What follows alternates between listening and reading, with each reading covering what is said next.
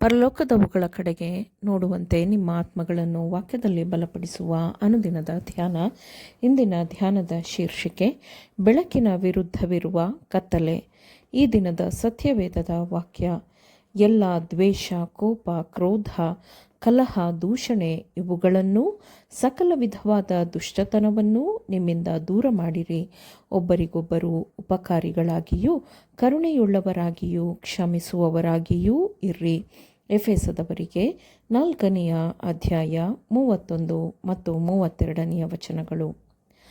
ಲೋಕದಲ್ಲಿ ಇಂದು ಬೆಳಕಿನ ರಾಜ ಮತ್ತು ಅಂಧಕಾರದ ರಾಜನ ನಡುವೆ ನಡೆಯುತ್ತಿರುವ ಹೋರಾಟವು ಈ ಲೋಕಚರಿತ್ರೆಯ ಹಿಂದಿನ ಯಾವ ಕಾಲಕ್ಕಿಂತಲೂ ಈಗ ಹೆಚ್ಚು ತೀವ್ರವಾಗಿ ನಡೆಯುತ್ತಿದೆ.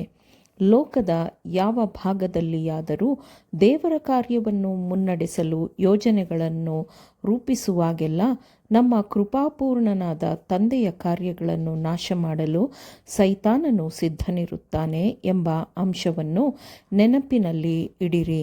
ನಿಮ್ಮ ಮನಸ್ಸುಗಳನ್ನು ನಿಯಂತ್ರಿಸಲು ನೀವು ಅವನಿಗೆ ಕೊಡುವ ಪ್ರತಿಯೊಂದು ಅವಕಾಶವನ್ನು ಅವನು ಎಚ್ಚರಿಕೆಯಿಂದ ಬಳಸಿಕೊಳ್ಳುತ್ತಾನೆ.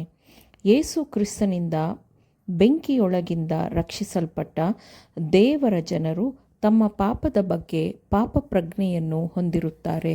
ಅವರು ತಗ್ಗಿದವರಾಗಿ ತಮ್ಮ ಪಾಪಗಳಿಗೆ ಹೇಸಿಕೊಳ್ಳುತ್ತಾರೆ. ಅವರ ಪಶ್ಚಾತ್ತಾಪವನ್ನು ದೇವರು ನೋಡುತ್ತಾನೆ ಮತ್ತು ಗುರುತಿಸುತ್ತಾನೆ. ತಮ್ಮ ಪಾಪಕ್ಕಾಗಿ ಅವರಲ್ಲಿರುವ ದುಃಖವನ್ನು ದೇವರು ಗಮನಿಸುತ್ತಾನೆ. ಅದನ್ನು ಅವರು ತಮ್ಮ ಪ್ರಯತ್ನದಿಂದ ತೆಗೆದುಹಾಕಲು ಸಾಧ್ಯವಿಲ್ಲ. ಆದರೆ ಅವರು ಪ್ರಾರ್ಥಿಸುವಾಗ ದೇವರು ಅವರ ಪ್ರಾರ್ಥನೆಗಳನ್ನು ಕೇಳುತ್ತಾನೆ. ಈ ಕಾರಣಕ್ಕಾಗಿಯೇ ಕ್ರಿಸ್ತನನ್ನು ವಿರೋಧಿಸಲು ಸೈತಾನನು ಪಕ್ಕದಲ್ಲಿಯೇ ನಿಲ್ಲುತ್ತಾನೆ. ಯಾಕೆಂದರೆ ಕ್ರಿಸ್ತನು ಅವರ ಪ್ರಾರ್ಥನೆಗಳನ್ನು ಕೇಳಿ ಅವರಿಗೋಸ್ಕರ, ಅಂದರೆ ಭಕ್ತರಿಗೋಸ್ಕರ ದೇವರ ಚಿತ್ತದ ಪ್ರಕಾರ ಮಧ್ಯಸ್ಥಿಕೆಯನ್ನು ವಹಿಸುತ್ತಾನೆ. ಆತನು ಪಾಪಿಗೆ ಚೈತನ್ಯವನ್ನು ಕೊಡುತ್ತಾನೆ ಮತ್ತು ಅವನ ಹೆಸರಿನ ವಿರುದ್ಧ ಕ್ಷಮೆಯನ್ನು ಬರೆಯಲಾಗುತ್ತದೆ. ಇದು ಸೈತಾನನನ್ನು ಪ್ರತಿರೋಧಕ್ಕೆ ಪ್ರಚೋದಿಸುತ್ತದೆ. ಸೈತಾನನು ಪಶ್ಚಾತ್ತಾಪ ಪಡುವ, ನಂಬುವ ಆತ್ಮ ಮತ್ತು ಕ್ರಿಸ್ತನ ನಡುವೆ ಪ್ರವೇಶಿಸುತ್ತಾನೆ. ಅವನು ತನ್ನ ನರಕದ ಕರಿಯ ನೆರಳನ್ನು ಆತ್ಮದ ಮುಂದೆ ಸುರಿಯಲು ಪ್ರಯತ್ನಿಸುತ್ತಾನೆ.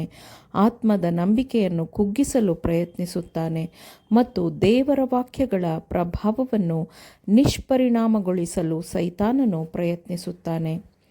ಆತ್ಮ ಮತ್ತು ಏಸು ಕ್ರಿಸ್ತನ ನಡುವೆ ಸೈತಾನನು ನಿಂತುಕೊಂಡರೆ ಕ್ರಿಸ್ತನ ಪ್ರೀತಿ, ಕ್ರಿಸ್ತನ ಒಪ್ಪಿಗೆ ಮತ್ತು ಕ್ರಿಸ್ತನ ಕ್ಷಮೆ ಮಂಕಾಗಿ ಹೋಗುತ್ತದೆ.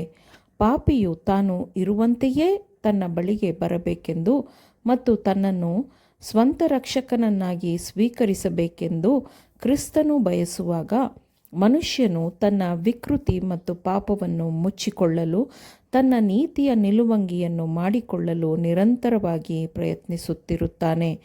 ಆದರೆ ಕ್ಷಮಿಸುವ ತಂದೆಯು ತನ್ನ ಕೋಮಲವಾದ ಪ್ರೀತಿಯಲ್ಲಿ ತನ್ನ ಕಡೆಗೆ ಹಿಂದಿರುಗುವ ಮಗುವನ್ನು ಸಿಂಗರಿಸಲು ತನ್ನ ಉತ್ತಮವಾದ ನಿಲುವಂಗಿಯನ್ನು ತರುತ್ತಾನೆ.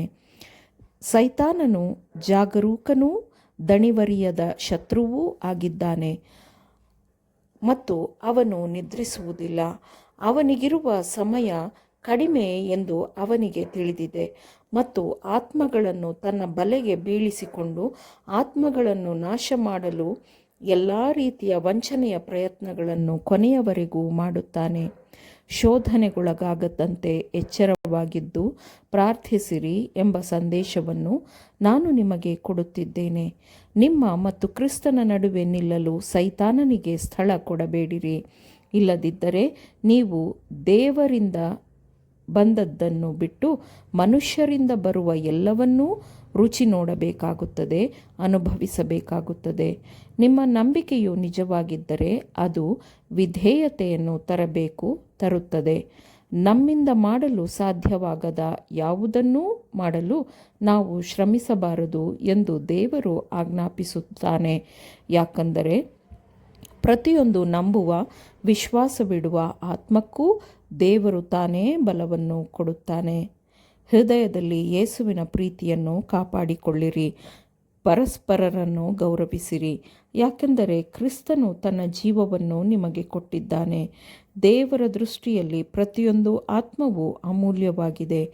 ದೇವರಿಂದ ಪ್ರತಿ ಕ್ಷಣವೂ ಕಾಳಜಿ ಹೊಂದುವುದು, ಪ್ರತಿ ಕ್ಷಣವೂ ನಾವು ಆತನ ಮನಸ್ಸಿನಲ್ಲಿರುವುದು ಒಂದು ಅದ್ಭುತವಾದ ವಿಷಯವಾಗಿದೆ. ಆಮೇನ್.